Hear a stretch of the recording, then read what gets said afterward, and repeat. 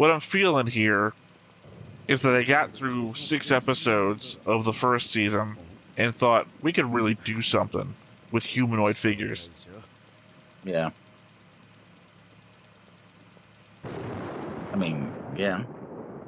I would argue that maybe they shouldn't. Hey everybody, welcome back to the Stoneface Reactions. I'm Theta, this is Lessons, and we are back with another episode of Mobile Suit Gundam IGLOO. Well, 2. This isn't another episode. This is technically another episode of Mobile Suit Gundam IGLOO. Sorry. I got thrown a bit because I'm also used to referring to this as MS IGLOO, and now in the title is literally saying, as I'm looking at it, Mobile Suit Gundam IGLOO. Even though shouldn't be no, that's a double negative. There should be no Gundams in this. True. I mean, it's part of the Gundam universe, so I guess there were no Gundams in the last 6 episodes we watched either, so. Well, I was going to say, if you were going to have a Gundam, you could have had one at the very end. Yeah. Because we were there, somewhere out there, Amuro and Char were fighting. Mm-hmm.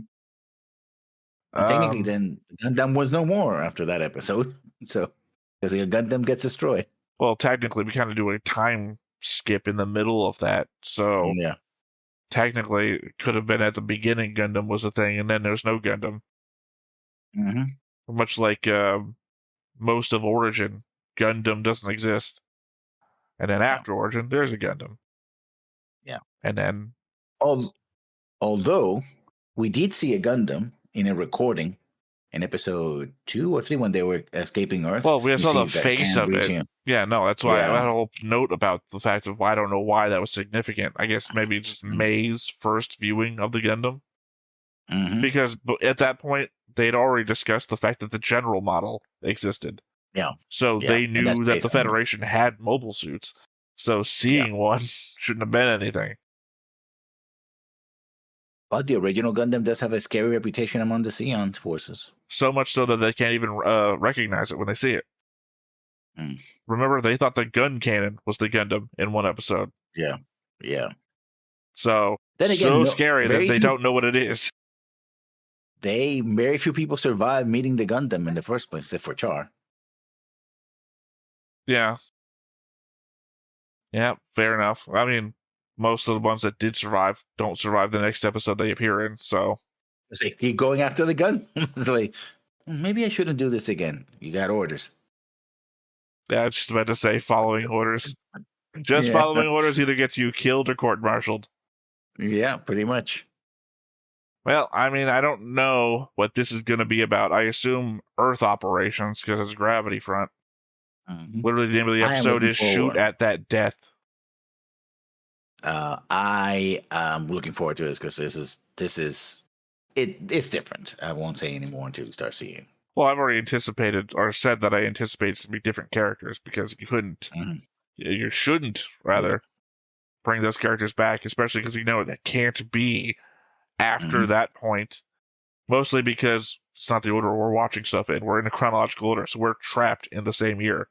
We're Groundhog's Daying it in that you don't do the same thing every Groundhog's Day.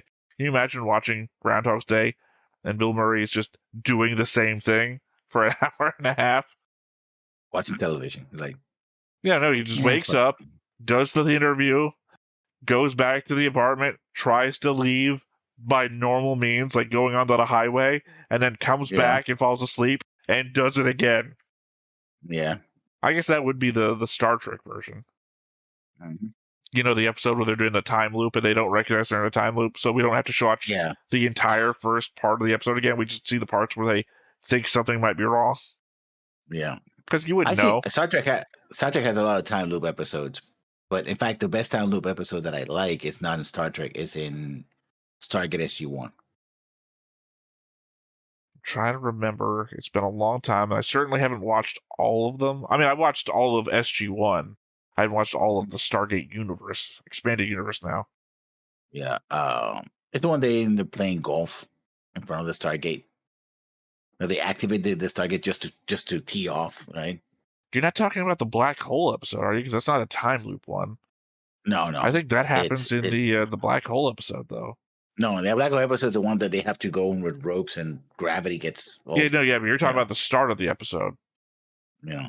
Yeah, No, I don't remember. Sorry, the there was plot, also the a plot lot of that of was somebody was messing with an ancient machine that's all that of could travel through Stargate. time.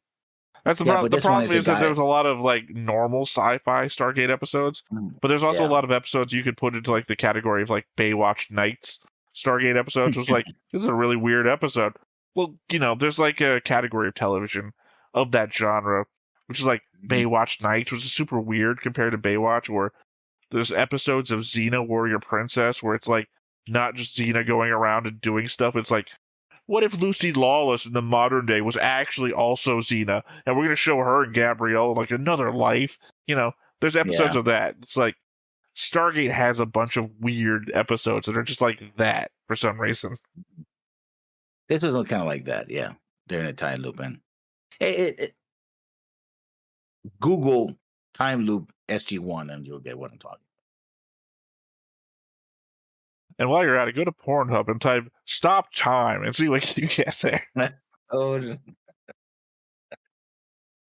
that's a different story altogether. Hey, but on theme, you will get a lot of Japanese stuff, I'm sure. Anyway, I think let's go ahead and hop on in and see what we get. Yeah. I mean, by this episode, not on Pornhub. But before we get started, make sure that you hit the like button, hit that subscribe button, comment down below to feed that algorithm. On top of all that, if you want to watch more shows like this, unfiltered, uncensored, and uncut, as well as some early access stuff, you can check it out over on the Patreon. It's just $5 a month, but hey, no pressure. There's zero pressure in order to do that. It's just a little bit of extra support, and it would be greatly appreciated.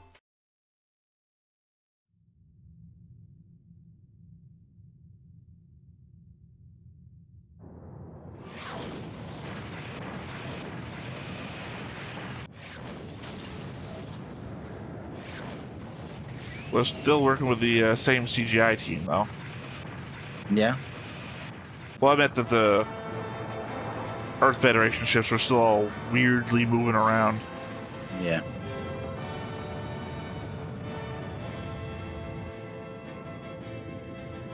Odessa. So, March 1st.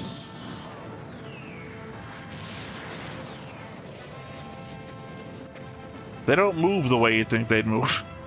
Yeah. And literally, you guys are looking at it. What the hell is this? Wow. Any comparison to Germany, including down to the weapons.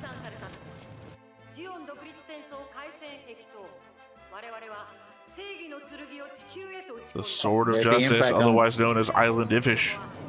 Yeah.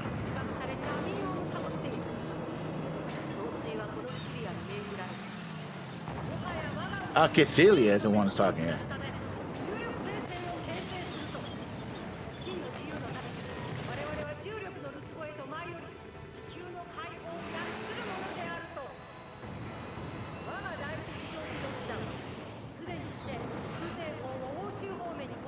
Well, we already know, like, from like McQueeve and everything, that they all reported to Caecilia, so this makes sense in the greater command structure. This also looks like a PlayStation 2 game that I've seen.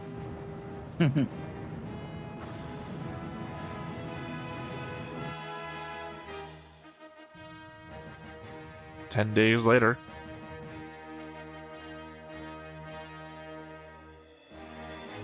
So should Garma be showing up down here? Because that looked like we were in North America. Yeah.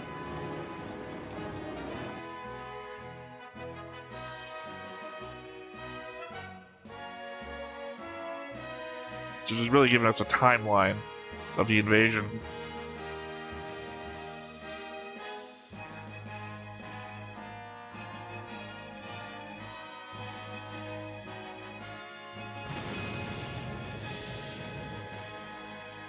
Oh, this is where the Terminator shows up, right? Yeah. Gravity Funds. The Gravity Funds. Was this 2 years after the first 6? Yeah. Well, I think the first 6 were 2006, right?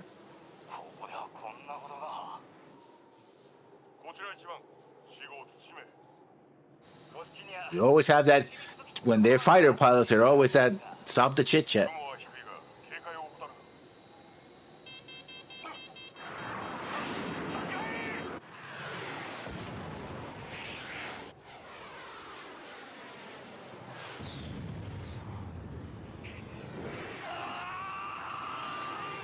Yeah, missiles don't work that way, but sure.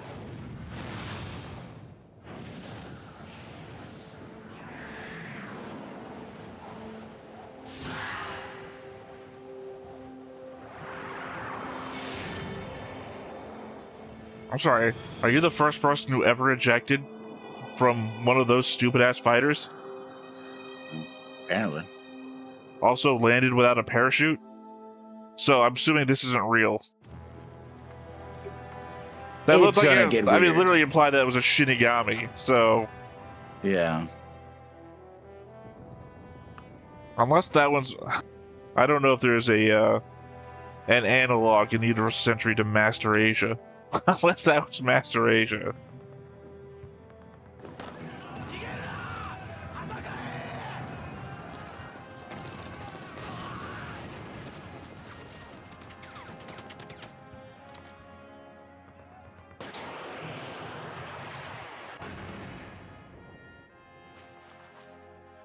Legitimately didn't see that thing get destroyed. That's what Amuro should have been doing in season 1. Yeah. Season 1, there's only one season. The start of the show.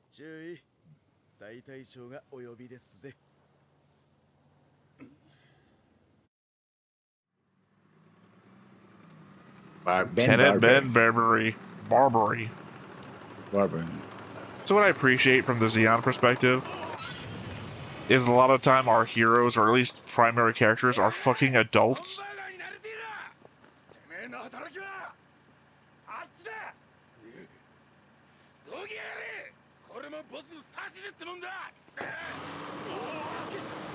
Yeah, I think he's got a couple of tons on you. Yeah. And 2 barrels. Wouldn't even need it. Yeah, I know. Literally, I can run you over without noticing.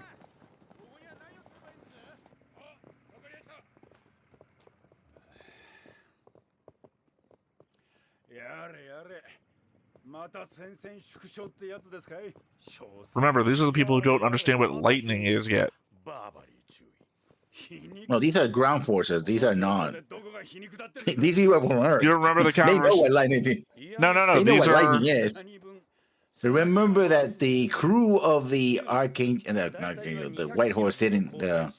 White Pegasus Horse. didn't know because they, Isn't that a strip club? no, the Pegasus. No. My problem isn't what you're thinking. My problem is I didn't recognize that they had Earth Federation symbols on their head, on their helmets. I thought these were the Federation invasion forces. No. Well, the entire start of the episode, we were seeing the Federation perspective. Why would I, not Federation, the Xeon perspective? So why would I think we changed? Yeah.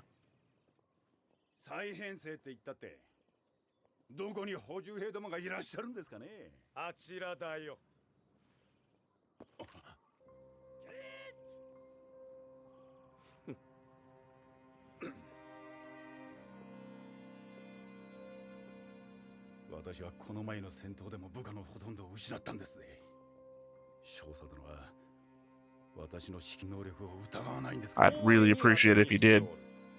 対 MS 特技兵小隊はすでに君の部隊しか残っておらんからな。私は周りからは部下の血を吸う死神って呼ばれてます。 Sounds like Battlefield Los Angeles.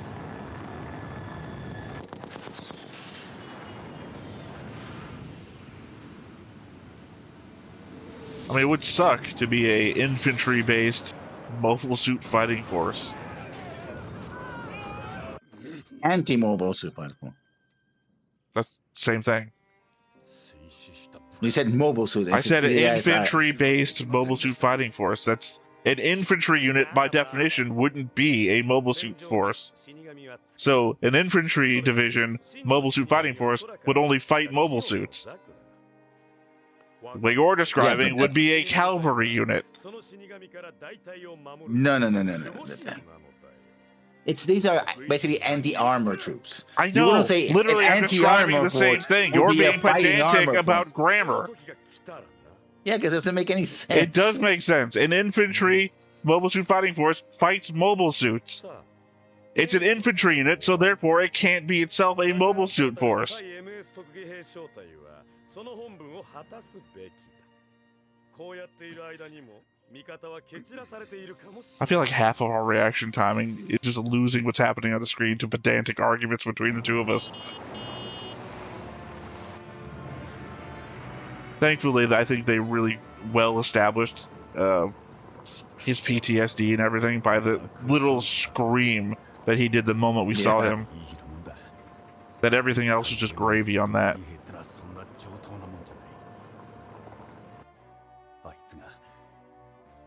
18メートルのザグって名の化け物が大地に降り立った時から我々の運命は狂っちまった。戦車相手の仕事のはずがモビルスーツ相手に変えられただけだ。ただそれだけだ。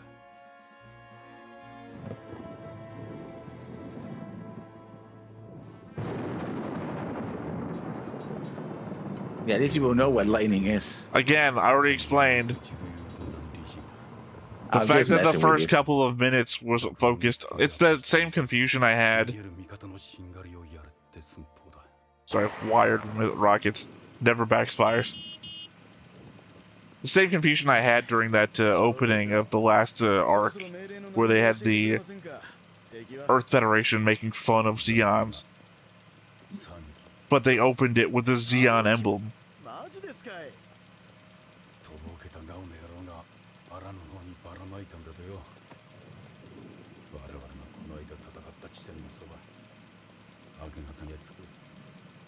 そんな奴が味方の退路を分断しちまったわけですね。まあ迷い込んだ奴らにとっても孤立無縁ってわけだ。 What I'm feeling here is that they got through 6 episodes of the first season and thought we could really do something with humanoid figures. Yeah. I mean, yeah. I would argue that maybe that was... Maybe they shouldn't.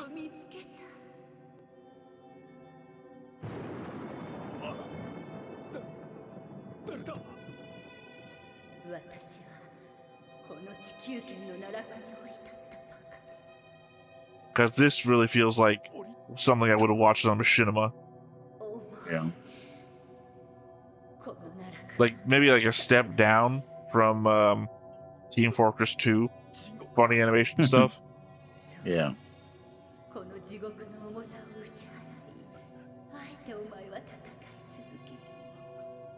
Her voice could be the same voice actress as Grace in Macross Frontier. Not really going to hear it until I do my note taking. Mm-hmm. Yeah.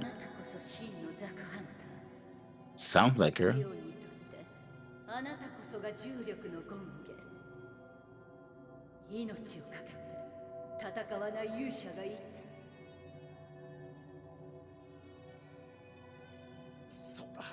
So first season was Zeon perspective, and now season 2 is going to be Federation perspective.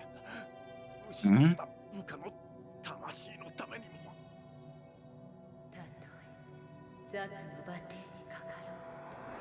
And the Federation perspective is PTSD-ridden, hallucination-riddled commander. Apparently, yeah.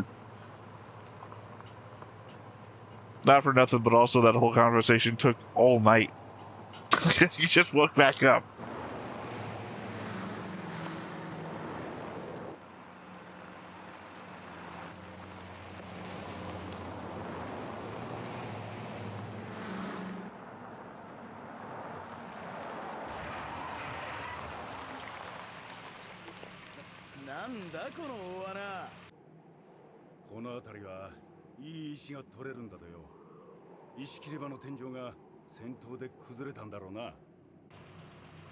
It kind of makes sense, you know, with all the explosions and all that. You would have sinkholes and the like. I mean, if this is post-Operation British, I would just assume any giant hole could have been made by space debris. Yeah. I also have legitimately no idea what tactics he would take here. I would be setting up minefields and shit all over the place, hoping to blow the leg off of Zaku. That would be a big mine. Or a lot of mines altogether. Mm. I mean, what would you do? Have a bunch of flying platforms where you throw sticky explosives at them? Time With 30 maybe for like minutes 30 pieces? minutes? Yeah, that would have never worked. I certainly wouldn't try rocket launchering them. These things are firing like tank shells, hundreds a second. I think they can probably take whatever they're shooting.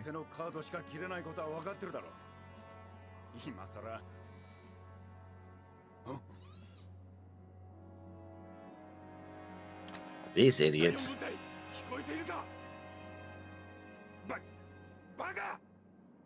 手を振ってる場合じゃない。さっさとそこから降りよう。はあ？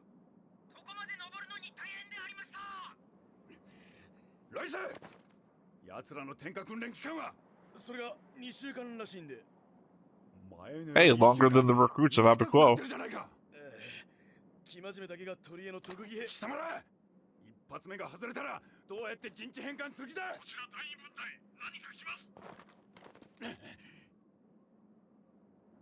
I mean, we know they're not going to survive. They literally didn't give them any definition when we were looking at them.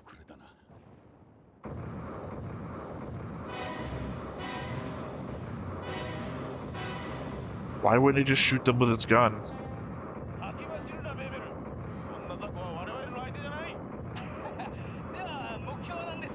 Oh, because it's not being serious.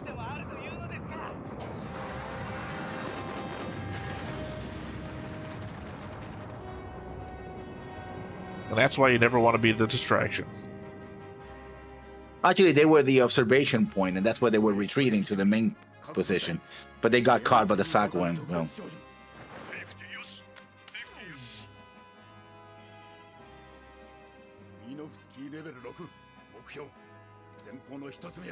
I mean, if anything, maybe what you do is you have a laser guider and have a faraway artillery unit bombard these things at a distance.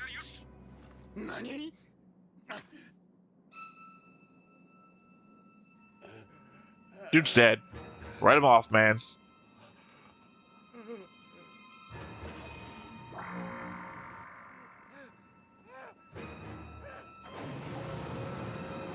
Now we see the Saku's committing a war crime.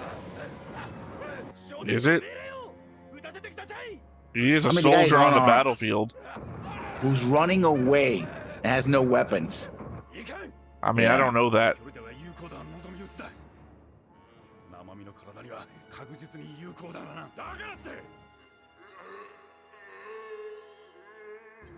Oh, supposed to be dramatic, but the animation is. That's why I said it's like machinima level.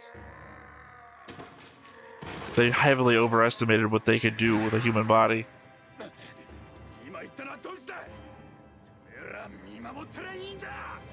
Well, you can also not watch.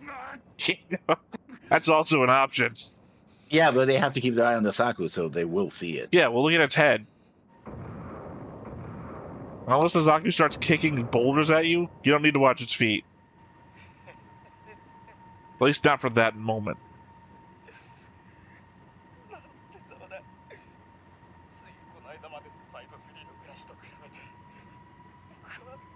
Talking to myself a lot more than I used to.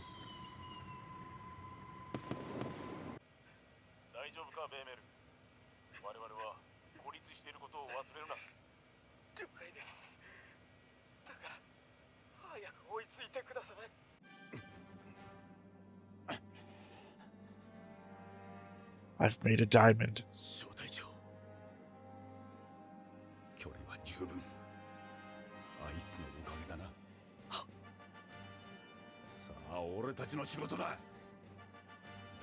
So he ran far enough away to put them into the ideal position for bombardment. Yeah. When he He got didn't mean killed. to, but yeah.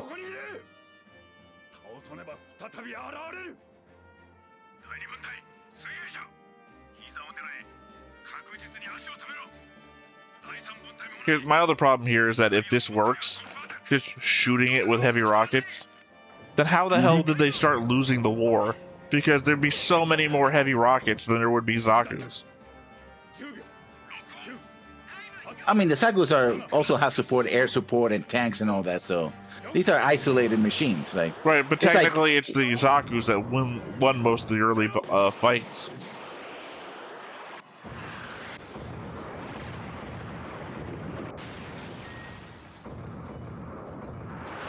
I mean, it's like, why do we Also, have tanks when you have anti-tank missiles? This is the shit that I talked about before about camera guidance systems.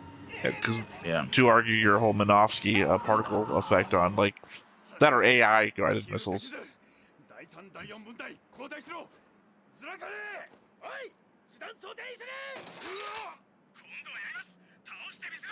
And I guess to your argument, these aren't specifically anti-Zaku missiles. Yeah, they just repurposed. Right? Right. Which is what I'm saying. Look That, how quick. that these look how quickly Zakus the are supposed to be situation- more heavily armored. Yeah. And it took multiple hits. It didn't blow up. I'm saying that if you show these guys beating a Zaku relatively easily, it makes the rest of the war seem like incompetence. Oh, they're losing pretty quickly. So only took a second Zaku. Right, we're in this discussion because you raised a point of the argument, not because the argument itself is valid. It takes longer to argue a thing than it does for the screen to show it. So what, javelin? Cold missile. Looks like a javelin. Oh, Javelin doesn't have wire guidance, and it's a smaller Right, missile. yeah, they could have modified that shit. I mean, they would have had to modify most of their shit because, you know, Minovsky.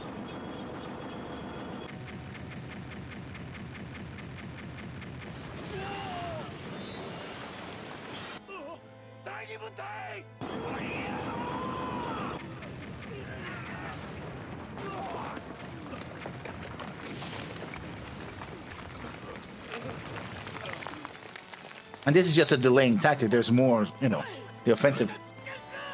It's where they had all this time to set up, and then none of them dug a trench or anything.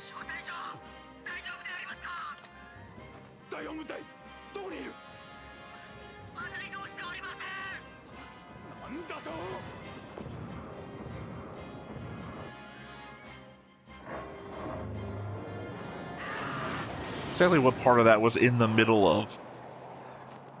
They were trying, they were training. No, apart and I'm moving. being pedantic. That's like in the beginning of. They didn't even get down.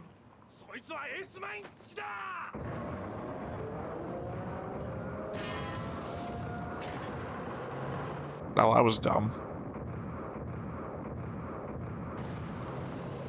Talking about the Zaku pilot. Well, I don't know why you throw your axe behind you. Throw it at them if you're going to get rid of yours.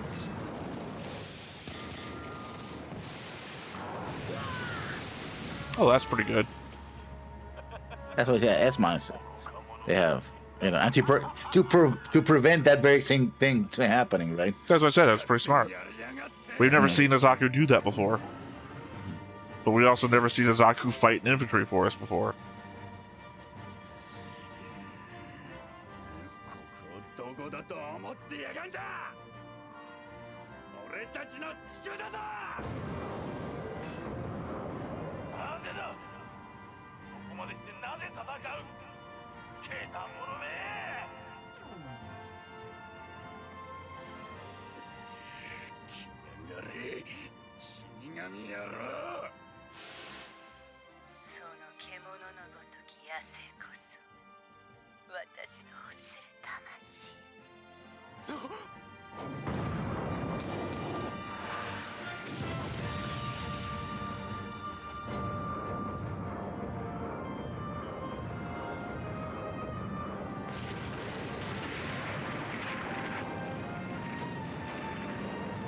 So now you're winning by happenstance and not actually anything else. Probably don't. I don't expect potholes are common on a side. Why would they be? Also, shooting him in the face would do actually nothing at all. Congratulations, you destroyed his main camera.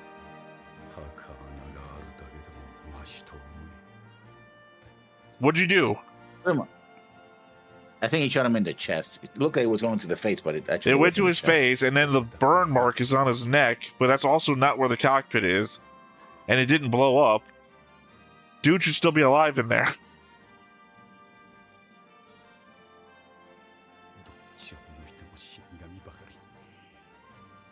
Really, if I was writing this, he should, like, start walking away, and then get shot in the back. Just show that the entire thing is completely pointless from start to finish. I don't mean, like, the defensive Earth, I just mean, like, fighting in general. Like, no one's getting away. Like, have him shot in the back, and then the guy fall backwards into the pit and die too.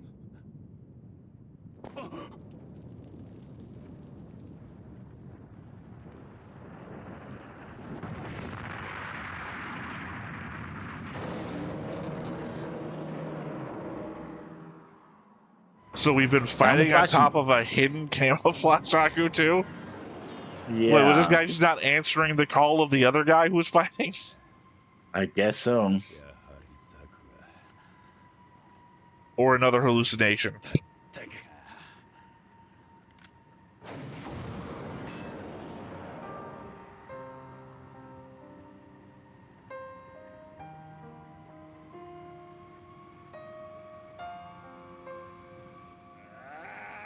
Those Barberry's tags?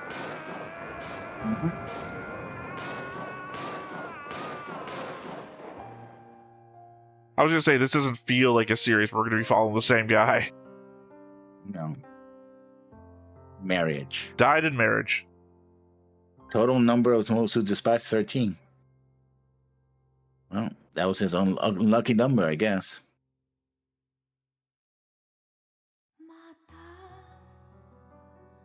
I don't know. Again, my whole thing is that showing that Zaku's can be taken down by ground units kind of weakens the feel of the ground wars. Like, I mean, it's like taking a tank down with an anti-tank missile. Right? You already said that. Tanks are pretty mighty. New argument, please. What is really weird is we should probably weaponize this one, the Death God. I mean, technically, they're referring to the Zaku's as Death Gods. Whatever. Yeah. Whatever this is. Cloud Strife over here. Yeah. Yeah. No, I mean, it's more about the feel of it. I'm not arguing logic with you. I'm just saying that if it feels like 20 guys with equipment can take a Zaku down, there's probably more than packs of 20 guys able to do that than there are Zakus. Plus, you got home field advantage. Yeah. I mean, it also, I think, points literally to the fact also that, all your supplies are here. They have to drop all of theirs in. Well, which is goes to the long-running discussion we've had. Is like, I think, yes, the original impact of the invasion gave the advantage to Sion, but in the long run, the fact that these guys still keep fighting and wearing the Sion forces down with stuff like this means that eventually the tide will turn, right? I mean, I don't agree with you on the point of how.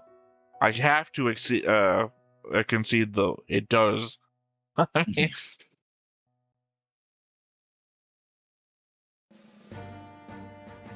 61式戦車5型。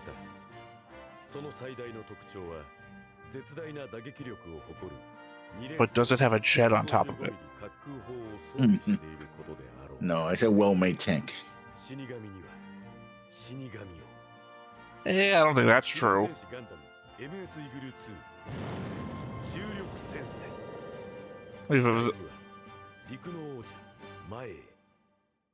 If it was a death god for a death god, I don't think we'd have death gods. You would just have the other tanks that we saw from the first arc. The one that's basically a gun cannon, but better. Yeah, no, but that was Sion's one. This is just but Earth Federation has gun cannons too. You would just put hands on a gun cannon and call it a day. True.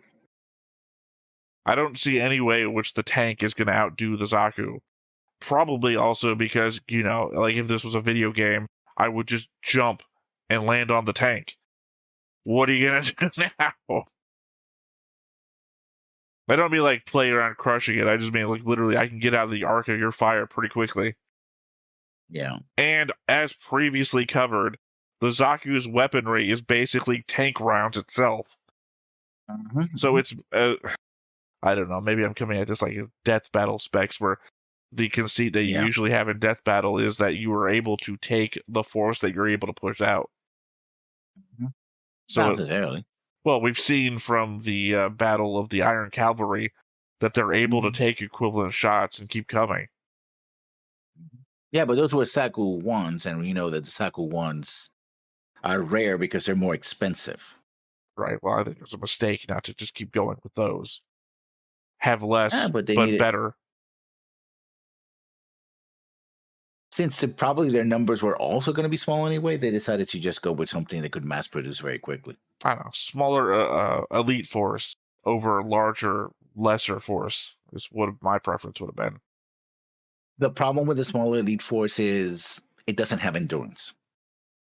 I mean, it does. No, really, because It does you will take depending on casualties. command. Well, that's not nothing to do with endurance. That is, I don't know what it is. And That's not endurance. Endurance would be the ability for prolonged conflict with it. That would be endurance. Yeah. You're talking about, I don't know, not even longevity is what you're talking about with the wear and tear. But I think wear and tear would fall into its domain as well because it's better made. It's when we start getting to lesser, worse made shit. Here's the thing. The thing is that something more complex and more expensive is harder to maintain. And you have less of them, so you have less tactical flexibility. So you have to use them more. And when they do start breaking down because of enemy action or just the difference we're talking about here is mainly using the Zaku 1. So I'm not talking about getting rid of the tanks and all everything else. You still have the equivalent of what the other side's fighting with. But you've also got more elite units on top of that. What you're getting rid of the penny for the nickel. I think it's also remember that I'm thinking that Zeon wants to rearm or arm themselves as quickly as possible to better have some kind of force now than whatever it would take to build up the numbers necessary with a more expensive suit, right? Here's the thing about that, though, is that Zeon called the time of war on their own. They could have spent time arming up. It's only because the Federation didn't take the initiative, but had the Federation taken the initiative earlier, and they also knew the Federation was working on mobile suits as well. So it was a matter of, again, do we have more mobile suits now in sufficient numbers, or we have them later when the greater industrial capability of the Federation will overwhelm us, right? I mean, my argument has always been a number of small mistakes led to the loss of the war. True. So a number of these things could have been changed. But again, no one knows the future, so I can't blame people for hindsight mistakes. I will blame them for incredibly poor decisions that wasted lots of resources, though. Yeah. I would argue that downgrading to Zaku 2s from Zaku 1s is a resource waster. I agree. Up to a point. I think you can have both. You can have elite units with Saku 1s, and later on, other better. Well, and your mainline force could be Zaku 2. Well, the idea that they stopped making them at all, right? Even if you we have the conceit that, I don't know if this is something you know. Obviously, I only know it because of the manga. The idea that the command units are only different from the units that they're in because they have a horn. Yeah. It's a joke they make in developers. Well, we just put a horn on them. That way they'll know they're the command unit. Well, what if you didn't stop making Zaku 1s, but you made Zaku 1s the command unit? So you only specifically... and also, it's thematic, We had a bunch of shit units and then the badass of the unit. I mean, command units would be targeted even more, so you want to have greater survivability, so it makes sense to make your command units slightly better and more survivable, more capable. After all, you lose command, then you lose cohesion. Also ensures that you want to put your best soldier or commander or whatever in the command unit. So it ensures that you only have the best piloting the best. So, well, anything else you want to say about Final Fantasy VII, The Spirits Within. Yeah, it gets weird with the whole, kami, death god or goddess in this case, spirit of death coming in and having the visions and all that. But I do like the shift to, not that I hated the whole Sion thing, but I do like that we get to see the Federation side. We always see the Federation. Oh, sorry. The first Gundam is all Federation side. If you combine all the time we spent in Mobile Suit IGLOO, the first 6 episodes, and all of Origin, it's still not more time than we spent with the Federation. True. But for me, spending time with Zeon is pretty damn unique so far, so I've appreciated the time we got from their perspective. Because obviously Federation is coded as heroic and the right side of history. These guys, some of them are heroic, but others, like the Major, seem like complete assholes, right? Well, I just mean that obviously, since they're your default perspective from your OG series, 1979 Gundam, that they are coded as the heroes and the right side, the one side you should be rooting for. But since we start with Origin, we know that Zeon has been repressed, and it's not really the common Zeon person's fault that, Girin and company did what they did at the top. Yeah. But, also my perspective on liking to watch the bad guys' point of view, because the bad guys aren't guaranteed anything. Good guys tend to have plot armor and whatnot affecting them. So when you find out a bad guy has a wife at home or some shit like that, and it's like, well, you're giving this person a lot of depth, knowing that they're probably not getting out of this episode alive. Yeah, here we have a Federation unit gets completely wiped out, right? A guy who survives in his best unit getting wiped out, only to have his entire unit wiped out, including himself again, right? That's what I'm saying. It felt like Battlefield Los Angeles or Battlefield LA, except for the fact that apparently he didn't survive the movie, whereas what's his name did. I can't never remember his name. I remember from Thank You for Smoking. Yeah, and Mad Men. Was he in Mad Men? Well, he was also one of the main actors, I believe, in... no, I'm confusing it with somebody else. Sports Night. Yeah, I downloaded the movie to see it complete because I've seen bits and pieces. I want to see the whole thing, but so I haven't. What movie? On my watch list? Battle LA. Oh, sorry, you said Mad Men, and then he's like, I downloaded the movie. I'm like, Mad Men is a movie? I've never watched Mad Men. I have no idea. No, it's not the same guy. He actually was in the second Batman movie playing Two-Face. Yeah. So there's that. Well, there you have it. Yeah, I just don't think that they had the CGI fully well done for, action scenes on the ground with people. Like, it was good for, like, the bridge and stuff because they just, like, moved a little bit and then it was just mostly talking. Yeah. Like, they were still, even in the first season, they were heavily exaggerating, like I can't even open... Well, I was taking a shot from the show to put on the thumbnail, and it's... Well, because, it's Cadillac doing... Because she's biting her lip a little bit here, and it's wide open over here, but she's all crocking the eye up over here, and she's doing everything to make you know this is the emotion I'm trying to express at you right now. And then doing that when it's even more pressing on the ground, like here, every character is, again, a machinima joke video. But then they're also exaggerating emotions, everything, like, this is a natural way to run. Yeah. I think that's one of the reasons why people don't like IGLOO as much as they did, because for the suits and that kind of action is pretty cool. Although ships fishtailing all over the place is kind of a little weak, like, it's like, oh, this is a big ship. Like, the only time it's ever made sense in anything that we've seen has been in Origin, when the back of the ship fucking explodes and it's just like, the explosions are causing it to go forged and shanky all over the place. Yeah. This is just what they do now. Yeah, they just... Although, to be fair, I didn't make a fun... didn't make a fun of it. I didn't make fun of it when it happened last episode, where the captain just says, "Move 45 degrees," and the ship just goes like no thrusters or anything. It's like, oh, we're getting shot at. We're moving. Yeah. Same thing. It was bad. They did a double jump in space. Yeah, it was bad. I didn't say anything because we were arguing about other shit at the time, but it looked dumb, and I didn't appreciate it either. But I still like the stories, though. I do like the stories. It's just that, you know, in 2025, if they were to redo this with just CGI, modern CGI, it would look much better.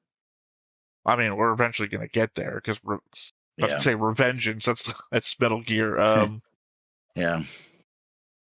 I don't remember the name of it. Off the top of my head, I don't remember the name of it all of a sudden. But it's there. We're going to get there. Mm-hmm. All right. Anything else? That'll be it. All right. So once again, I have been Theta. This has been Lessons. We've been Stoneface Reactions, and we will catch you next time. Bye-bye.